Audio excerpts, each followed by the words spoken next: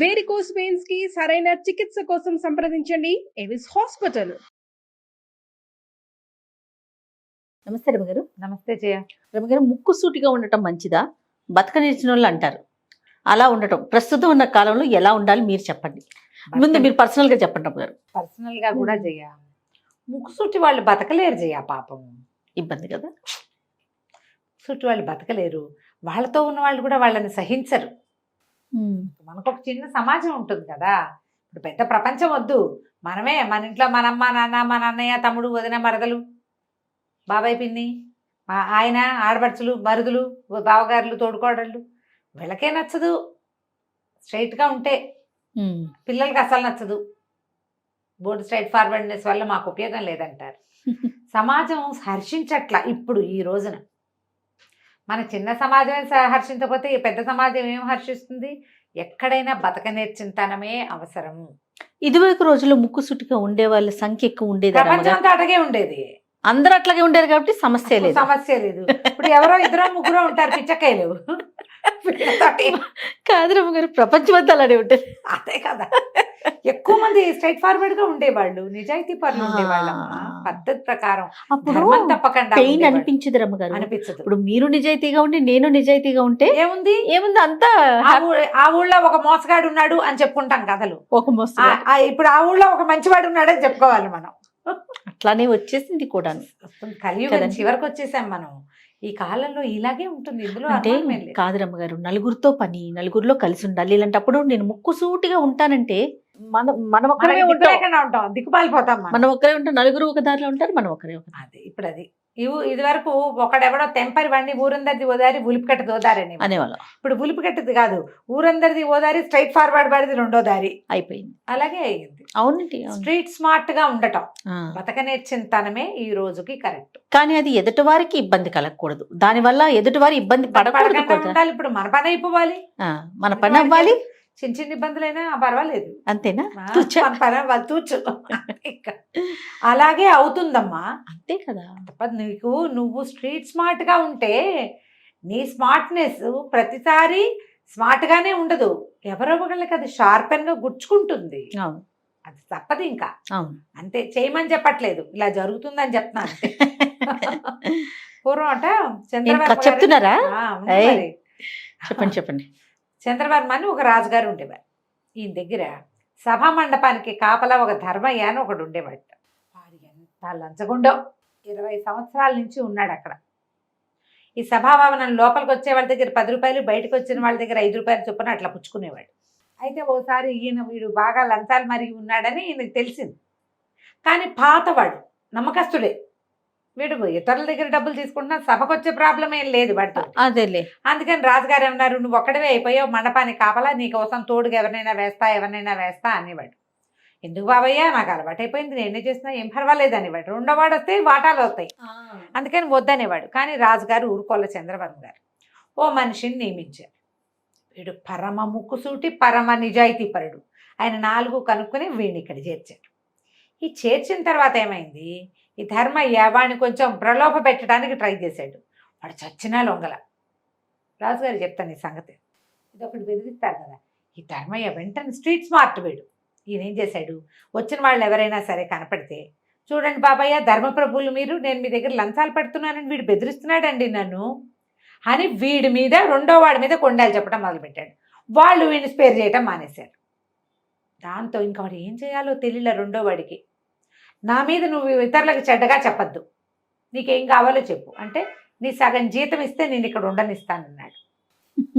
రెండో వాడి దగ్గర నుంచి సగం జీతం ధర్మయ్య తీసేసుకునేవాడు. 2 నెలలు గడిచేసరికి ఏమైంది, ఈ రెండో వాడి దగ్గర వాడి భార్య వచ్చి రాజుగారి దగ్గరికి, అయ్యా మీరేమో తీసుకొచ్చి మా ఆయన్ని సభా మండపానికి వేశారు, మీరు 100 నాణ్యాలు అన్నారు, మా ఆయన 50 తెస్తున్నాడు, ఏమిటంటే వెల్లం కొట్టిన రాయిలాగా మాట్లాడండి అనేసరికి రాజుగారికి ఇందులో ఏదో మతలబు ఉందని తెలిసింది చంద్రవర్మకి. ఆ రెండో వాడిని పిలిచి, ఏమిట్రా నీ సంగతి అంటే వాడు వలవల ఏడ్చి, ఏం చేయను బాబు, మిగిలిన అధికారులందరికీ నా మీద కోపం తెప్పించేశాడు, వాళ్ళు అసలు నన్ను ఎవరు సహించేవాళ్ళు కాదు, వాళ్ళు నాతో మామూలుగా ఉండాలంటే వీడిని మంచి చేసుకోవాలి, అందుకని వాడికి డబ్బులు ఇచ్చానండి అని ఒప్పుకున్నాడు. రాజుగారికి ఏం చేయాలో తెలియలే. సరే వాడిని తీసేయటం ఇష్టం లేదు ఆయనకి. అక్కడి నుంచి ధర్మయ్యని ఇంకో చోటకు మార్చారు. ఎక్కడికి మార్చారు? గంటలు కొట్టే పని. కార్యాలయం, రాజుగారి కార్యాలయం ఉంటే ఆఫీసులు ఉంటాయిగా ఊళ్ళో, గంట మూసింది అని తెలియాలి. ఈ గంటలు కొట్టడానికి ఈ ధర్మయ్య వాళ్ళతో వెళితే ఎంతసేపు ఏం కూర్చుంటారు బాబు, ఏదైనా నాకు చిన్నది ఏర్పాటు చేయండి, ఒక 5 నిమిషాలు ముందుకు జరిపేస్తా. పీరియడ్ 45 మినిట్స్ పీరియడ్ వేరు, 60 మినిట్స్ పీరియడ్స్ వేరు. మన క్లాసుల్లో ఉంటాయి అంతేగా కదా, గంట క్లాస్ అంటే ఎప్పటికీ తెమలదు. ఒక 5 నిమిషాలు ముందుకు జరిపేస్తున్నాడు అనుకో, దాన్ని చకచక అయిపోతాయి, ఈవినింగ్ మిగిలిపోతుంది. ఈ ధర్మ ఏం చేశాడు, అప్పటి నుంచి ఆఫీసు 10 గంటలకు మొదలవుతుందా, 11 గంటలకు 1 గంట, దాన్ని 5 నిమిషాల ముందుకి 10:55కి కొట్టేస్తాడు. అట్లా అట్లా అట్లా గంటలో ఒక్కొక్క 5 నిమిషాలు తగ్గిస్తే సాయంత్రానికి ఎంత మిగులుతుంది? 10 గంటలకి పోనీ 8 గంటలకి 8 45 మినిట్స్ మిగిలిపోతుంది. 40 పూర్తి నిమిషాలు మిగులుతుంది. రోజు కొట్టేవాడు. ఇంకొక నిమిషం కూడా ముందుకు జరిపి 6 నిమిషాలు 8 నిమిషాలు అట్లా కూడా జరిపేసేవాడు. అధికారులు రే తొందరగా కానీరా బాబు, టైం అయిపోతుంది, పని ఉంది నాకు అని చెప్పారనుకో, ఆ పూట గంట ఎర్లీగా కొట్టేసేయటం. క్రమంగా ఆ తక్కువ టైంకి పని గంటలు తగ్గిపోయినాయి. ఒకరోజు చంద్రవర్మ గారి భార్య ఏదో సాయంకాలం సన్నజాజి పువ్వుల దండలు కట్టించుకుంటూ, ఇవాళ రేపు ఏమిటోనండి, ఇది వరకు శీతాకాలం అయితే పగలు చిన్నది రాత్రుళ్ళు పెద్దవి, ఎండాకాలం అయినా సరే పగలేమో తొందరగా అయిపోతుంది, సాయంకాలం ఎప్పటికీ అవటం లేదు అన్నది. అనేసరికి ఆయనకు అర్థం కాలేదు, అదేమిటి ఎండాకాలం ఎలా అవుతుంది అట్లా, ఎండాకాలం పగళ్ళు పెద్దవి అంతే. అందరికీ తెలుసా ఈ సంగతి? అవునండి కదా, పొద్దు నిలవటం పొద్దు నిలవకపోవటం. అవును. శీతాకాలం ఏమో పగలు చిన్నది రాత్రులు పెద్దది, ఎండాకాలం ఏమో పగలు పెద్దది రాత్రులు చిన్నవి, పగలు ఎక్కువసేపు ఉంటుంది. అవును. పగటిపూట నీకు టైం ఎందుకు మిగలటం లేదు, సాయంకాలం ఎందుకు ఉంటుంది? ఆయన కొంచెం చూడగా ఆయనకి ఏమర్థమైంది, ఆ గంట ముగియకి ముందే కొట్టేస్తున్నాడు అని తెలిసిపోయింది. అక్కడి నుంచి కూడా తీసేశారు ధర్మయ్య. తీసేశాక ఏం చేశాడు, అన్ని చోట్ల డబ్బులు మిగిల్చుకున్నాడు. ఒక ముక్కుసూటి అధికారి, కోపిష్టి అధికారి ఒక ఆయన ఉన్నాడు. ఆయన మామూలుగా చండ ప్రచండడు, గండడు, పిచ్చి ముక్కోపి. ఆయన ఎదురుకుండా పడ్డా అన్ని లక్షణాలు ఉన్నాయి, అక్షంతలు పడకుండా అవతలకి వెళ్ళే వీలు లేదు. అలాంటి ఒక ఆయన చూసి ఆయన దగ్గర వేశాడు, వీడు దారిలో ఉంటాడు చచ్చినట్టు అని. వాడు రోజు మొక్కలకి నీళ్ళు పోసేవాడు వాళ్ళ ఇంట్లో. ఆయన దగ్గర మొక్కలకు నీళ్ళు పోయటం, ఆయనకి బండి సిద్ధం చేయటం, ఆయన సార్జెంట్ పనులన్నీ చేసేవాడు. ఇది వ్యవహారం నడుస్తుంది. అయితే ఈయన గండడు చండ ప్రచండుడే కానీ పెళ్ళాం దగ్గర కుక్కిన పేను, భార్య మామూలుది కాదు. అక్కడ అణిగిమణిగి ఉండి బయట కోపం ప్రదర్శిస్తాడు ఆయన. ఒకనాడు ఏమైంది, ఈ తోటలో మొక్కలకు నీళ్ళు పోస్తుంటే లోపల నుంచి కొంచెం లీలగా అరుపులు వినపడ్డాయి. ఏమిటా అని చటుక్కుని వెళ్ళి కిటికీ దగ్గర నుంచున్నాడు ఈ ధర్మయ్య. నుంచునేసరికి వాళ్ళ ఆవిడ అడ్డదిడ్డంగా మొగుడికి ప్రైవేట్ చెప్పేసి చేతిలో ఏదో ఉంటే అది ఎత్తి నెత్తిని కొట్టింది ఆయన. నీతో ఇంతే అని కరెక్ట్గా చూసేసాడు. చూసేసరికి ఆయన అటు ఇటు చూశాడు, ఎవరు కనపడలా. కొంచెం బొంగి చూసేసరికి ధర్మయ్య పైకి చూస్తూ కనిపించాడు కిటికీలో నుంచి. ఏం చేయాలో తెలీదా, అటు నుంచి తిరిగెళ్ళి, మరి ధర్మయ్య ఏమన్నా చూసేవరా అన్నాడు. ఆ చూశానులేండి బాబు, భలే వాళ్ళు మీరు, బయట బాగా గొప్పగా ఉంటారు, పెళ్ళంతో దెబ్బలు తిన్నారు మీరు కాబట్టి అన్నాడు.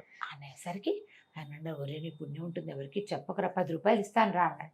అది కాదండి, ఇప్పుడు ఎవరికి చెప్పను నేను, రాజుగారు ఏరా అధికారి ఇంట్లో ఎలాగుందిరా అంటే, ఆయన ఇంట్లో దెబ్బలు తింటాడంటే నేను చెప్పకుండా ఎలాగండి, రాజుగారితోటి చెప్పకుండా ఎలా కుదురుతుంది అనగానే ఆయన బెదిరిపోయాడు.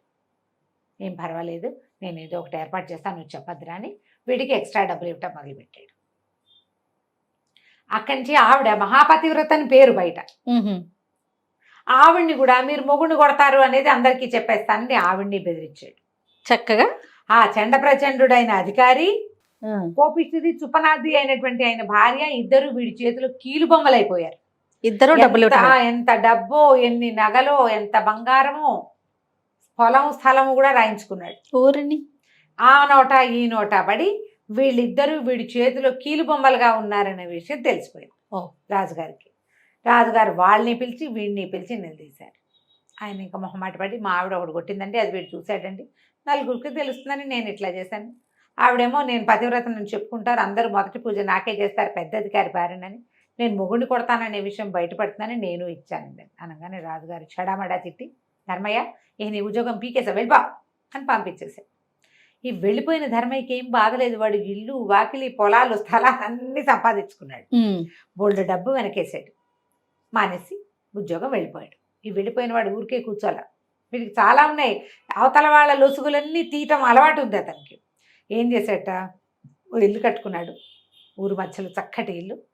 ఒక 4 కుర్రాళ్ళని వేసుకున్నాడు. వీళ్ళ పని ఏం లేదు, రోజంతా ఊరంతా తిరిగి ఎక్కడ ఏ విశేషం ఉన్నా సాయంత్రం వచ్చి రిపోర్ట్ చేయాలి. ఈయన ఒక చిట్టా రాసుకుంటాడు, ఆ వీధిలో ఆ విశేషం, ఈ వీధిలో విశేషం. ఇవాళ రాజుగారి చేయి విరిగింది, రాణిగారి కోపం వచ్చింది, తోటలో నీళ్లు పోయలేదు, తోటమాలికి తిట్లు పడ్డాయి, వాడి ఉద్యోగం పోయింది. ఇలాగా ఎవరినైనా చేర్చుకున్నారు, ఎవరినైనా పీకేశారు, ఎవరైనా ఏదైనా పోగొట్టుకున్నారు, ఎవరికైనా ఏదైనా దొరికింది. ఇలాంటి వార్తలన్నీ పట్టుకొచ్చేవాళ్ళు. పేపర్ లాగా ఒక చిట్టా రాసుకోవటం మొదలుపెట్టాడు ఆయన. ఎలా అయిందంటే ఏదైనా దొరకలేదా, ధర్మయ్య దగ్గర చిట్టాలో ఉంటుంది చూడండి అనే స్థితికి వచ్చింది అది. ఓరి వార్తలు వెళ్ళిపోతాయి. ఈ 4 కుర్రాళ్ళు 8 కుర్రాళ్ళు అయ్యారు, ఇతని దగ్గర డబ్బులు ఉన్నాయి. ప్రతి వాళ్ళు ఏమయ్యా ఆ వీధిలో ఏదో జరిగింది అని ఎవరన్నా వచ్చారనుకో, ఆ 10 రూపాయలు ఇవ్వండి అని 10 రూపాయలు తీసుకుని చిట్టా తెరిచి ఆ సమయంలో పలానా వాడు ఇక్కడ నుంచున్నాడు, పలానా వాడు అక్కడికి వెళ్ళాడు, సుబ్బిశెట్టి గారి కొట్లో. ఇప్పుడు మన ఇంచుమించు సీసీ కెమెరా లాగా పనిచేసేది. కొట్లో నుంచి ఒక వస్తువు పోయిందంటే ఆ సమయం మధ్యాహ్న సమయంలో సుబ్బిశెట్టి గారి కొట్లోకి వెళ్ళిన వాళ్ళు ఎవరు, అందులో దొంగ ఎవరు పట్టేసేవాడు. బాగుంది. ఇట్లా చిట్టా సంపాదించారు, ఏర్పాటు చేసుకున్నాడు. ఒకనాడు ఏమైంది, రాజుగారు భద్రగజం ఎక్కి ఊరేగారు. ఆ సందట్లో రాజుగారి వజ్రపుటు ఉంగరం పోయింది. అది పెళ్లికి రాణిగారు పెట్టిన ఉంగరం. ఓ, ఎంగేజ్మెంట్ రింగ్. Engagement ring.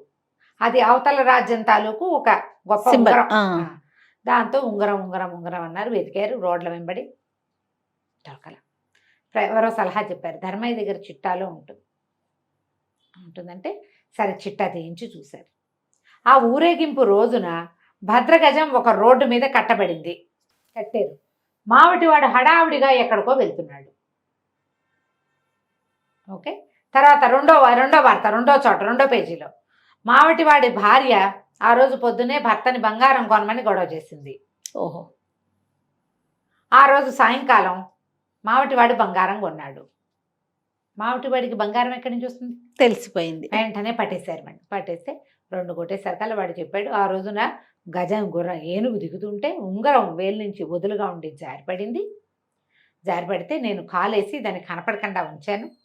ఆ ఉంగరం పుచ్చుకుని పరిగెత్తుకుంటూ వెళ్ళిపోయాను. మా ఆవిడేమో బంగారం కావాలనుకోవాలా, అందుకని ఈ వజ్రపుటు ఉంగరాన్ని అమ్మేసి ఆమెకి కాసుల పేరు అవి ఇవి చేయించాను. అంతే. వెంటనే మళ్ళీ సామాన్లన్నీ వెనక్కి పంపించి మావటి వాడికి ఉద్యోగం పీకేసి ఉంగరం వెనక్కి తెచ్చుకున్నారు.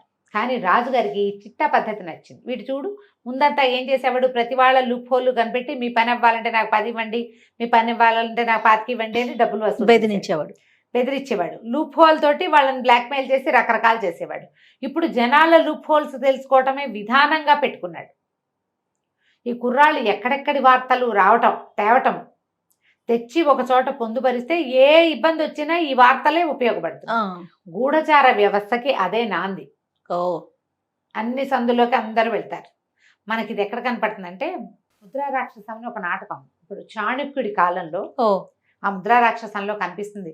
ఎలా వాళ్ళంతా వెళ్ళి రకరకాల వేషాలు వేసుకుని వాళ్ళ ఊరంతా తిరుగుతూ ఉంటారు. ఎక్కడ ఏ కొత్త విషయం ఉన్నా వాళ్ళు పట్టుకొచ్చేస్తారు, కనెక్షన్ చేస్తారు, ఇది ఇలాంటిది అని. చాలా బాగుంటుంది ముద్రా రాక్షసం. ఈ చాణక్యుడి కాలంలో గూఢచారులు ఉండేవాళ్ళు. తర్వాత మనకి ప్రతిజ్ఞా యుగంధరుడి కాలంలో కూడా ఎప్పుడూ గూఢచార వ్యవస్థ ఉండేది. ఆ గూఢచార వ్యవస్థ ఇట్లా మనం ఒక విషయం కోసం వెళ్ళటం కాదు, ఊరికే ర్యాండమ్గా తిరుగుతూ, విశ్వనాథ్ సత్యనారాయణ గారు చాలా పుస్తకాల్లో కూడా ఇవి చూపిస్తారు. ర్యాండమ్గా తిరుగుతూ అక్కడ ప్రత్యేకంగా ఏంటి కనపడుతుందో అవన్నీ పట్టుకురావటం. ప్రజెంట్ సిచ్యువేషన్కి దాన్ని కనెక్ట్ చేస్తే ఏదో ఒక క్లూ కనపడుతుంది. గూఢచార వ్యవస్థకి ఇది నాందిగా చేసి రాజుగారు చంద్రవర్మ గారు తర్వాత పెద్ద వ్యవస్థని ఏర్పరచుకున్నాడట. ఈ ధర్మయ్య తాలూకు చిట్టా వల్ల ఒకడి బతక నేర్చిన తనము ఇలా రాజ్యానికి ఉపయోగపడింది. బతక నేర్చిన వాళ్ళు వాళ్ళ వల్ల కొంతమందికి ఇబ్బంది అవుతుంది, కానీ చాలా మందికి ఉపయోగపడతారు. కంచికి మనం ఇంటికి. బాగుంది రమ్మగారు. నమస్తే. నమస్తే.